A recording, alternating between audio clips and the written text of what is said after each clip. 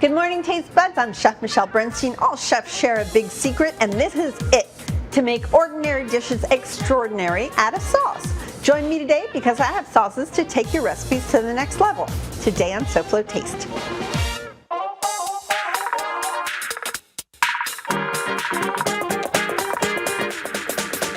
How fun is that?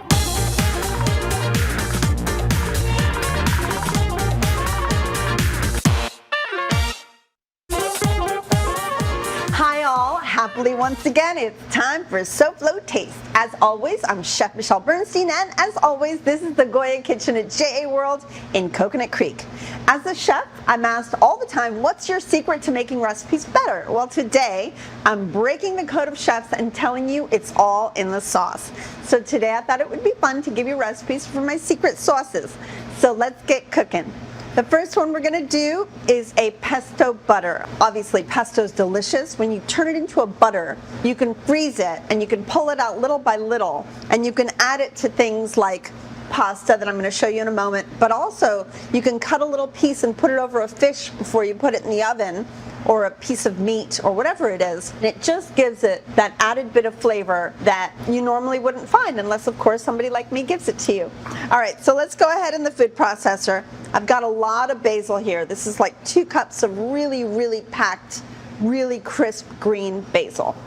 So let's go ahead and put that in the food processor. We always put little wet towels in there to keep it nice and fresh. I cover it with towels as well to keep it fresh in my fridge. That's how it stays nicer longer. I'm going to add just a little bit of finely chopped garlic, as well as some nice toasted pine nuts. We're going to go ahead and season it with a nice amount of kosher salt, and I'm going to juice about half a lemon in there. Okay, so let's go ahead and start running the food processor. Then we're going to add a couple of other things to it.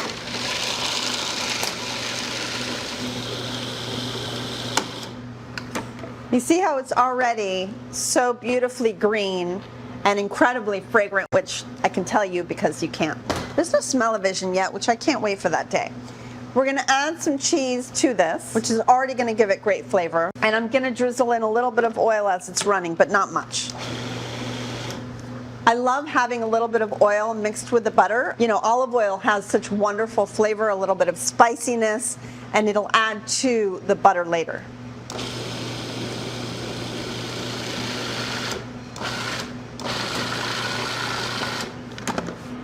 Now, you can see that this is pretty much pesto.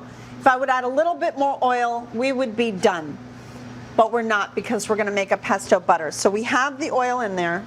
Now I'm going to add, now this is room temperature butter, which means it's really nice and soft. You can do this by leaving the butter out, or you can put it into a microwave if you have one with the softening button. I think that's what it's called. I don't really use a microwave very often, but I know that there's a butter softer melt option in a lot of microwaves, and I think that you can soften butter with it. Don't take my word for it. So I'm going to pulse this until it completely emulsifies and comes together.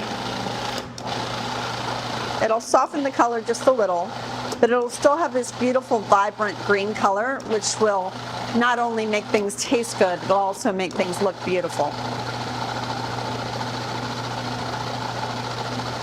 Okay, and I think we're there. Oh God, this is so good. You need to have this for your garlic bread for the kids. When it's pasta night, you got to spread this on a piece of toast. I mean, how delicious is this? In the morning, you could spread it on a piece of toast and put a nice egg on top of it. You can pretty much use it for anything.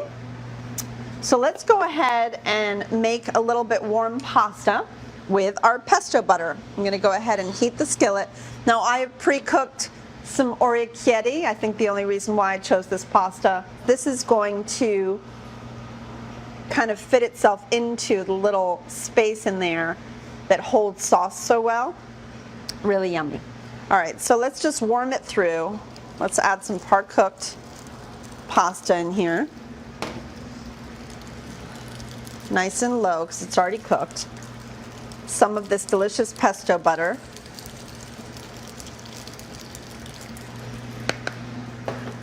and let's just toss it together. It should only take a couple seconds because the pasta is already cooked. Now, if you're cooking pasta at the same time, before you add the butter in it, I would add a little bit of that pasta water. If you watch me at all, you know I'm a huge fan of that starchy pasta water. It really tightens sauces together. But look how beautifully this is coming together. Just in seconds, you have a meal for the kids. You can put a little filet next to this, a little chicken, or just keep it the way it is. The pasta's hot, the butter has melted, and we have something that I know the kids are gonna love. That is, if they're not afraid of the color green, which luckily in my house, he's not. Take a little bit of fresh pecorino, or in this case, Reggiano Parmigiano. A beautiful beginning for more great sauce recipes. Come right back.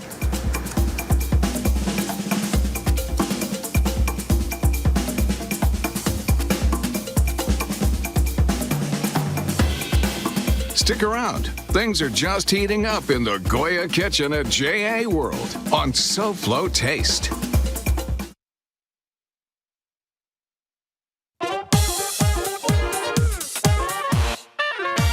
Welcome back to SoFlo Taste. All of my recipes are available on the SoFlo Show's webpage. Just scan this quick response code and you'll be swept to the fabulous SoFlo Show's page. You'll also see this QRC on the ingredient list throughout the show. Now back to my SoFlo Taste about sauces. All right, we're gonna do two sauces right now. The first one is called Salsa Criocha, and that is where you would put chimichurri in my life. So chimichurri is of Argentine descent. It is something we put on grilled meats, sausages, pretty much anything actually, chicken, vegetables. So what we're gonna do is, in here I have equal parts of red and green pepper with white onion. And I use white onion instead of yellow onion for this. I just find it to be a little, I don't know, kind of more crisp. I think I'm going to add a little more pepper, and I also wanted to show you how I cut the pepper, because I think it's really important to learn how to properly really cut the pepper. There's a couple of ways to go about doing it. I'm going to show you the simplest way. You basically cut around the seeds like so. You just take a nice sharp knife and you cut around the veins and the seeds. And then you take it and you cut out the vein completely by kind of just slicing through and cleaning it up, like so. Let's do that one more time. Slicing through, cleaning up the vein. Okay, then you take that and I don't cut on the waxy side, I cut on the inside, because I always feel like a knife has a really hard time cutting through the waxy side, but an easier time cutting through the inside, softer part. So we're gonna take a sharp knife and we're just gonna cut little slices, thin slices,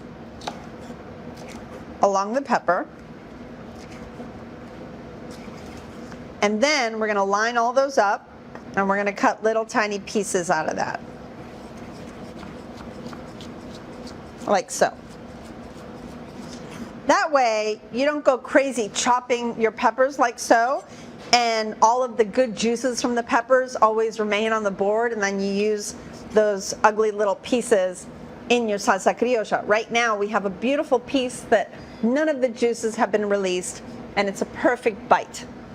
All right, so once you have everything in your bowl, we're gonna go ahead and add the very important garlic, of course. We've got some very finely chopped parsley, really important in Argentine cooking, and a little bit of oregano. We love oregano in not only our chimichurris, but also our salsa criollas. Really, really important part, the salt.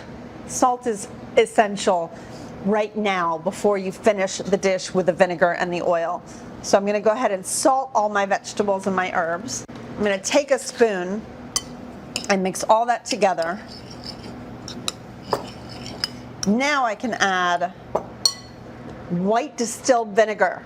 You might have this around your home. We Latins love white distilled vinegar in our homes for a lot of different reasons. White distilled makes the best salsa criolla. And then I like doing a mixture of both just a plain old flavorless oil, like a safflower or canola type of oil. And I love, although this could go against some rules, I like a little bit of good olive oil in my criolla as well. So a nice mix of those two things. And here you have it. Look how beautiful this is. This can live in your fridge for a couple of weeks, by the way. You just put it in a jar and seal it really tight, and this stuff lives on. So I've just cooked some simple chorizo, and we're just gonna top that with some criolla. And look at those beautiful juicy bits. So much flavor on your sausages, on pretty much anything. I would eat it on a burger too. So yummy. Okay, so that is salsa criocha. Let's jump into a whole new flavor right now. I'm gonna do a really beautiful seared tuna salad, and we're gonna make a wasabi-soy vinaigrette for that. First thing I'm gonna do is make the wasabi. So wasabi actually comes in powder form. It is a type of a mustard, spicy, goes straight to your nose, not on your tongue. And the paste, you have to turn it into a paste actually from the powder to make a vinaigrette. So you add a little bit of water to it. My son loves to joke with people that have never had wasabi and tell them that it's pureed peas. Not too nice, but kind of funny. Woo! I'm getting it right in my nose. It's so yummy. All right, so I've made it rather liquidy, much more liquidy than you would normally see on sushi, because we're making it into a vinaigrette. So I'm gonna go ahead and add some of this into a mixing bowl. To that, I'm gonna add some ginger that's been peeled, and we actually put it on a microplane so that it's really nice and fine. A little bit of rice vinegar or rice wine vinegar. They're a little different, but you can use them interchangeably. Some soy sauce. A little bit of sugar to balance out the vinegar and soy. A little sesame oil.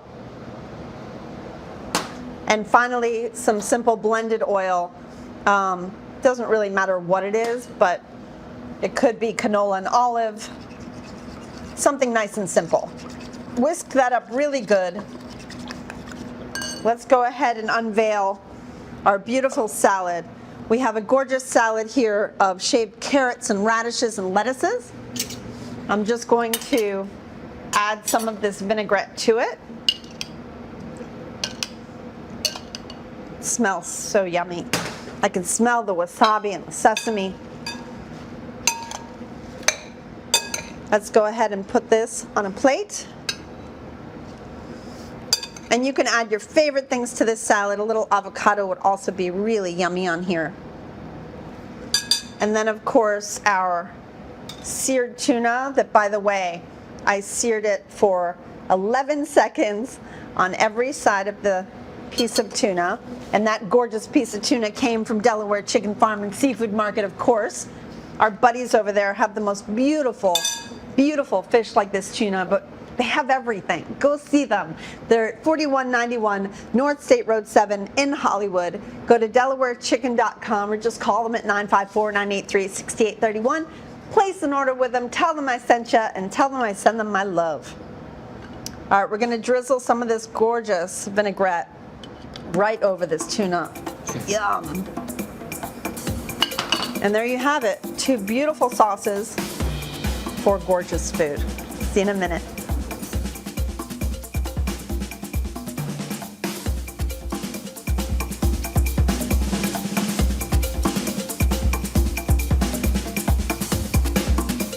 The fun continues right after SoFlo Taste with SoFlo Home Project, next on Local 10.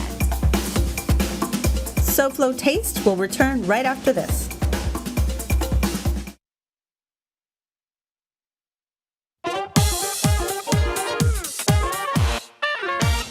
Welcome back to SoFlo Taste. We're here at JA World in Coconut Creek, a place dedicated to our children. For information about this educational wonderland, go to jasouthflorida.org or call 954-979-7100. Now back to the sauce. All right, everyone. I thought I would teach you and show you my absolute favorite chocolate sauce that I make at home, and I make it for our chocolate sundaes. I have been trying to perfect this sauce for a while. I think it's pretty darn good. So what we're gonna do is we're gonna take some milk, and it could be whole milk, cow milk, goat milk, or alternative milk. It's really up to you. Now I do use a little touch of heavy cream to make this a little more rich. You don't have to. It's not necessary, but it's really good. So I'm gonna add that as well, and it's just a little smidge. So what I have here is probably one of the best cocoa powders you can find. I don't believe in buying cheap cocoa powder. Cocoa powder will change very mediocre chocolate cake into a amazing perfection of chocolate cake. It'll also change your hot cocoa from okay to holy moly. And for this sauce, it's really essential that you use something really good. So there are some wonderful cocoa powders out there. Obviously, the better you get, the more expensive it is, but it really lasts forever. I keep mine in a closable bag, and Amanda and I were talking the other day, and she told me that she's ruined for life as well. Once she started using good cocoa powder, everything changed for her too, and she can never go back. So Amanda, you want to show me that bag that we use? Thanks, honey. So this is called Cocoa Berry. It's amazing. It's extra brute, so it's really intense. And this is it's just delicious. I use this, but I also use Valrhona, El Rey. Just whatever it is has to be really, really good. I love Venezuelan chocolate also, so whatever it is that you can find though, just get something yummy. All right, so the milk is hot. I'm gonna start out by adding some sugar, but not all of it, because I don't want this to just be sweet. I want it to be chocolatey. The next thing we're gonna do is we're gonna add the cocoa. Now, I do have pieces of very dark, delicious chocolate that you could just eat all day right here, but that's a finisher. That's just to thicken it up right at the end. I'm gonna add a pinch of salt, and let's jump in with the cocoa. All right, so I go little by little. I've actually never measured this recipe. We're measuring it just for you all. My son is going to be very jealous that I'm sharing this with you, by the way. So the first thing I'm doing is basically making the most delicious hot cocoa ever. And then we're going to turn it into chocolate sauce by adding chocolate to it.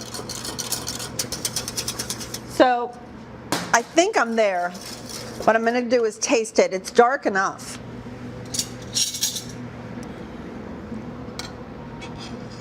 You see how beautifully dark that is? That shows you that the cocoa is really yummy and good.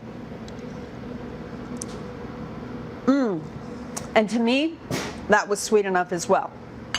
All right, so the last thing we're gonna do is add chocolate to it, because like I said, the chocolate thickens it.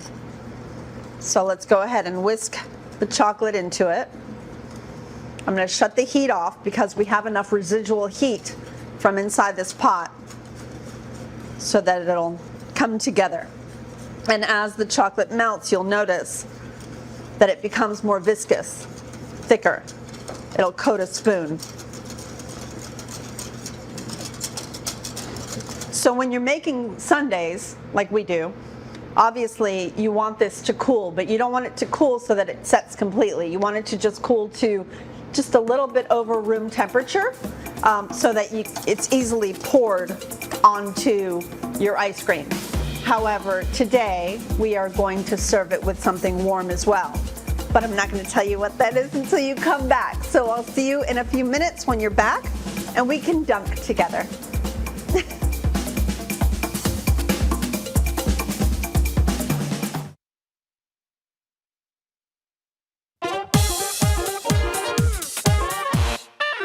Welcome back to SoFlo Taste and our sauce show. So our chocolate sauce is ready, and I promised you we'd be dunking, so why not some churros? This sauce is great for churros, but like I said, it's also really delicious on ice cream sundaes and pretty much anything you'd ever want to dunk with chocolate. I mean, what doesn't go with chocolate? Anyway, I had fun today. I hope you did too. Thanks for watching. Now, when you think of secret sauce, you're not going to think of that glop at that fast food joint, but you'll think of these fabulous sauces. These sauces can really up your culinary game, so try them, and I'm sure you'll get incredibly rave reviews, even from yourself. Are you getting the summer dinner doldrum blues? Next week, I'll give you another song to sing to soup up your summer season suppers. It's time to perk up your summer recipe repertoire, and I've got the recipes to do it. So join me next week here on SoFlo Taste. Now let's peek in on design expert Elena Capra. Good morning, Elena. What's up next on SoFlo Home Project? Hi, Michelle. Good morning. So today we are talking about the way to merge two design styles when the homeowners each have different tastes. Coming up on SoFlo Home Project, we share with you the way to do a beautiful design with an eclectic mix of design styles. Thanks, Elena. We'll be watching. So taste buds, again, thanks for watching. I love our time together, so please be smart, be safe, and be vaccinated. And I'll see you here next week. Now stay tuned for Elena Capra and SoFlo Home Project. Goodbye, good health, and good taste.